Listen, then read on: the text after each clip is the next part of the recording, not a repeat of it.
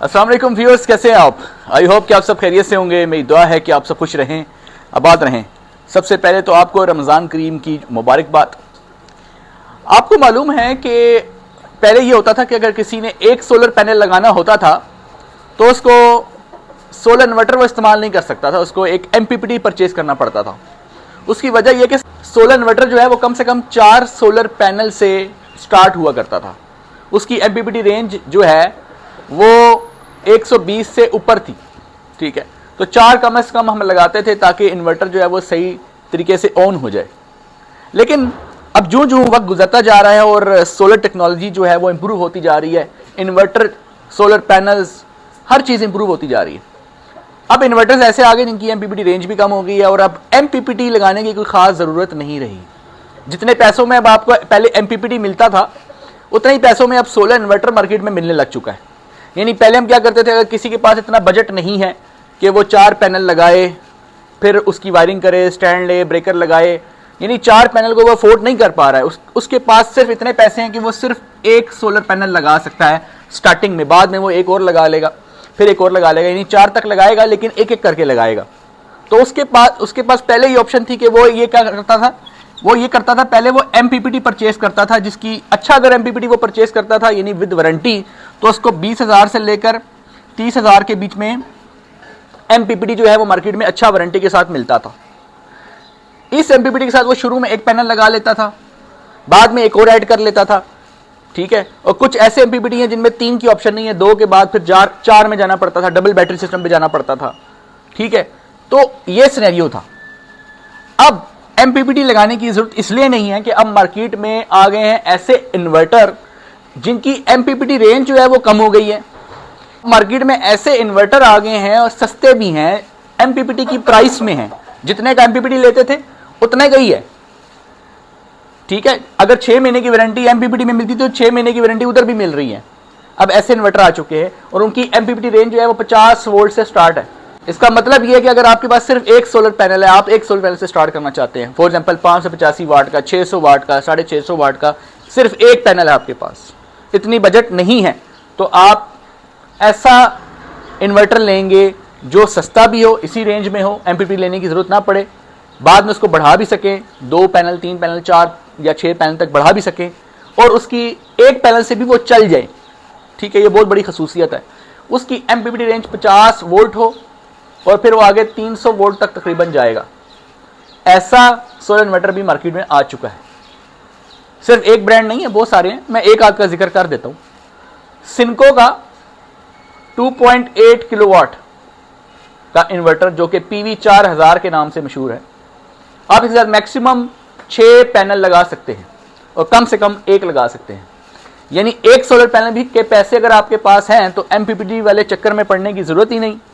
एक पैनल लें, ये एक सस्ता इन्वर्टर परचेज करें और लगा दें।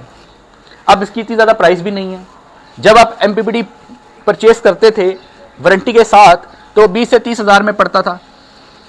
इसकी प्राइस जो है वो भी 20 से 30 के बीच में ही है। इसकी आपको वारंटी 6 महीने मिलते थे, इसकी भी वारंटी है। ये एक सोलर पैनल से स्टार्ट होता था, ये भी एक सोलर पैनल से स्टार्ट होता है। लेकिन प्रॉब्लम यहाँ ये थी MPPT की कि MPPT जो है वो सिर्फ चार्ज कंट्रोलर है, यानी चार्ज को रेगुलेट करता है। अगर इसके साथ हमने एक सोलर पैनल छत पे लगाया है और उसको अटैच किया है MPPT के साथ, तो MPPT के साथ बैटरी लगाना जरूरी थी।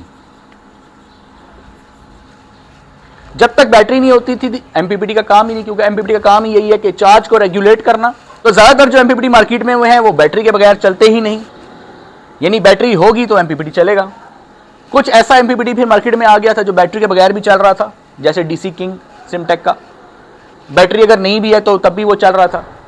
लेकिन अब उतनी ही प्राइस में सिनको ने इन्वर्टर दे दिया आपको।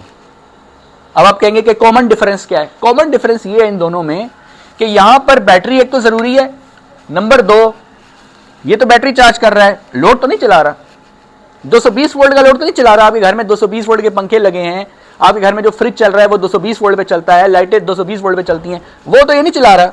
तो इसके साथ आपको यूपीएस, या तो यूपीएस हो आपके पास, यानी आपके पास जो है वो एक घर में इन्वर्टर हो, यूपीएस बना हुआ हो जो कि कम से कम 2 से 3 किलोवाट का हो, डबल बैटरी वाला, फिर तो आपका फ्रिज भी चला लेगा, अदरवाइज आपको श्योर कंपनी का कोई मॉडिफाइड साइन वेव का कोई इन्वर्टर लगाना पड़ता था अलग से, जो कि तकरीबन 15-16 हज़ार रुपये का मिलता है मार्केट से।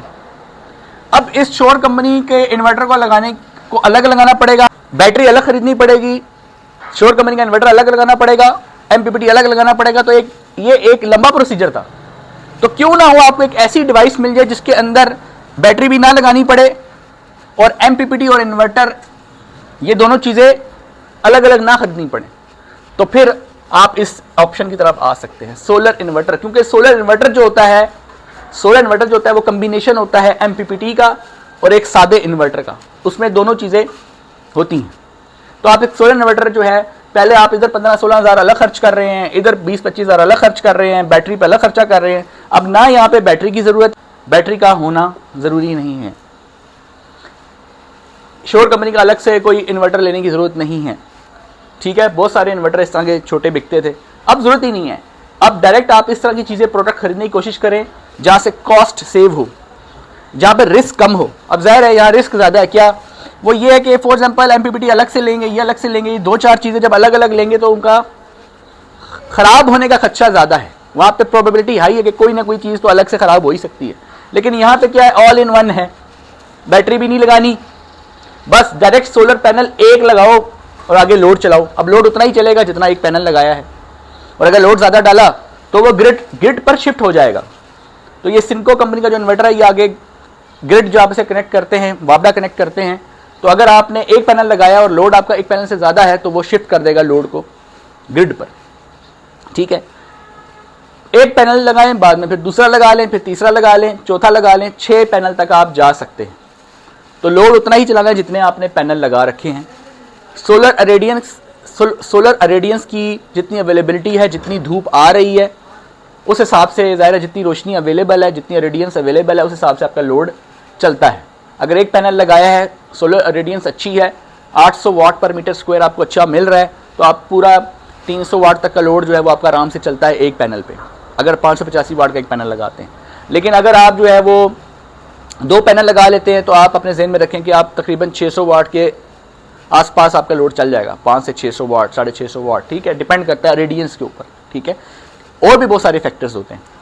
इसी तरीके से अगर आपने पैनल 6 लगा रखे हैं, फुल कैपेसिटी पे इसको यूज़ कर रहे हैं, तो ये इन्वर्टर मैक्सिमम 2.8 किलोवाट तक का लोड जो है वो चला सकता है।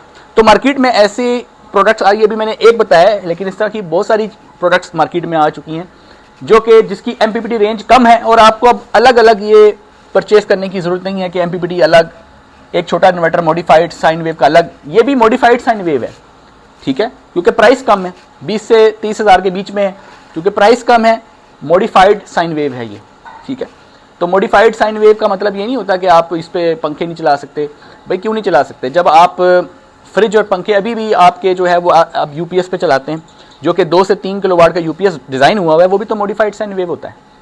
ठीक है, तो लोगों ने तो इस मॉडिफाइड साइन वेव के ऊपर जो है वो फ्रिज भी डाला हुआ है, पंखे भी डाले हुए हैं, और भी घर के काफ़ी जो छोटा मोटा लोड है वो उसके ऊपर डाला हुआ है। तो मॉडिफाइड साइन वेव जो है वो आपके बस पंखों में एक थोड़ी सी आवाज़ आती है। आपने देखा जब पंखा चलता होगा तो एक UPS पे जब शिफ्ट होता है तो थोड़ी आवाज़ चेंज हो जाती है। वो इसलिए चेंज होती है कि वो मॉडिफाइड साइन वेव होती है, और जब वापडा पे चल रहा होता है तो वो आवाज़ खत्म हो जाती है, क्योंकि वो मॉडिफाइड नहीं है बल्कि प्योर साइन वेव होता है। तो बस ये थोड़ा सा फ़र्क होता है।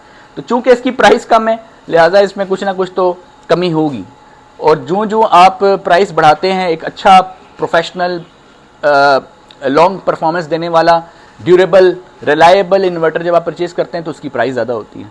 ज़ाहिर है कि अगर आप ऐसे किसी इन्वर्टर पे जाएंगे, जो बड़े इन्वर्टर पे जाएंगे, अच्छे हाइब्रिड इन्वर्टर पे जाएंगे, तो उसकी प्राइस जो है वो फिर 1.25 लाख के करीब होगी या 1.5 लाख के करीब होगी।